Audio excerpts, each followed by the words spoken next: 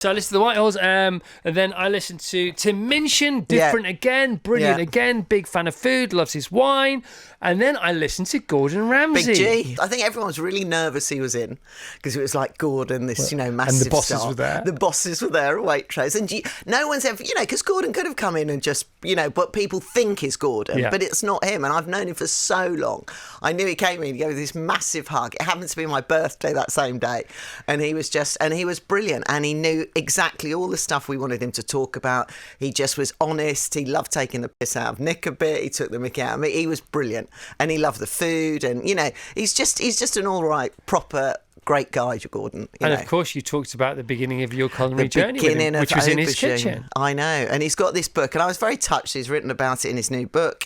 And I think Nick was just so excited and just could not believe what we were talking about, how we used to work, the hours we used to do, what time I'd start in the morning and all this. And but he was fascinated by it. So was I. It was so was thing. I. Honestly, I'm same as Nick. Yeah. Nick again asked some great questions because it turned into an interview. You and Gordon being interviewed by Nick, and Nick has some brilliant questions. Really, really good. Like as good as an interview can get. And it became this dual interview, and there's the love between you and Gordon, and also the respect. Yeah. There was so much respect there, and the story that he told lots of stories, and you complimented those stories about when you started working there. You were the only girl in the kitchen. Yeah. It was Gordon's restaurant. Right, you are the Uber underling, if I can mix my get all oxymoronic. Yeah.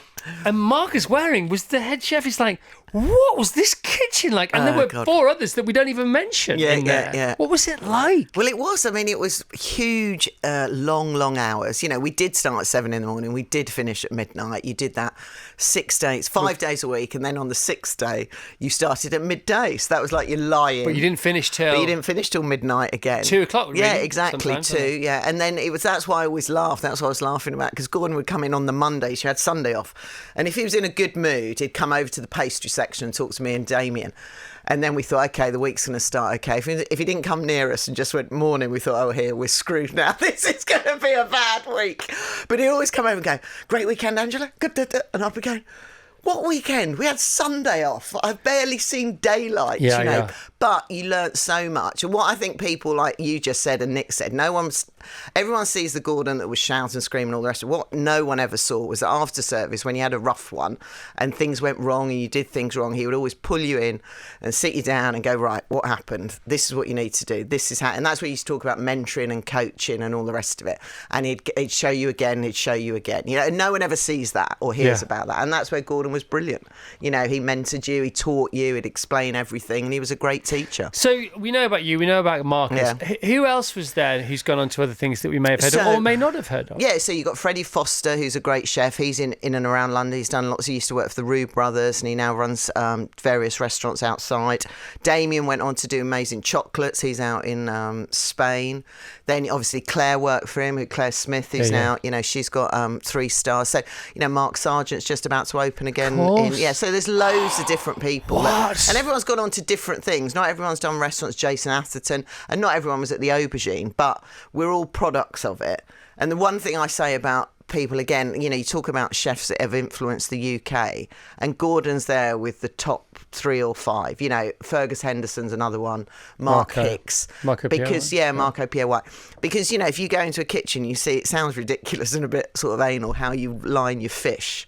How Gordon taught us is how I've taught people and how they've taught people. And it sounds a silly thing, but there's a procedure and it's a proper way of doing stuff. And when you were there, when you were in the cavern like the Beatles were, the cavern of, the culinary world, did you have plans? Did you all have plans? Because when we worked for Bob Geldof and Wahid Ali on The Big Breakfast, it's not dissimilar. If you look back at Charlie Parsons, who was the TV guru, a lot of us who worked on that show have gone on to do whatever, in inverted commas, bigger things. Yeah. From runners on the show, who there was one guy who was a non-paid runner on the show who became the commissioning editor of Channel 4. And why wouldn't he? That's because brilliant. And so many people doing so many great things, running basically the whole of light entertainment on ITV, BBC, and Channel 4 for about 20 years. Yeah. but I'm not sure they had those plans. But the pedigree was instilled in you so much, you sort of had to just go and share it with the world. Was it like that? I think that's the thing, and I think Gordon gave you that ambition and that confidence. You know, I never went there going thinking I was going to end up running 4 or 5 restaurants or writing books or going on TV or sitting here with Chris Evans on the radio. You know, you didn't. But Gordon's made that, and with Pat Llewellyn, who was the great TV producer and Optimum TV, she started when she discovered Jamie, Two Fat Olivers. Two Fat Olivers, that's the wrong one, isn't it? Jamie, no offence. No offence, didn't mean Jamie. That. 2 fat ladies, Jamie Oliver. And not even 1 fat Oliver. It's going to get me in lots of trouble. And put Gordon, you know, she did the F Word, she did Kitchen Nightmares, you know. She made TV acceptable, putting chefs everywhere. You know, and Gordon's brought that to everyone. And as he said, he said it the other day, and that's what Nick referred to the other day. He goes, it's brilliant. He goes, yes, he's got an ego, Gordon, but he said, I'm not so egotistical. I'm not going to let people run the kitchen. It's not all about me. Let people, let them do it, let them promote. So he's brilliant.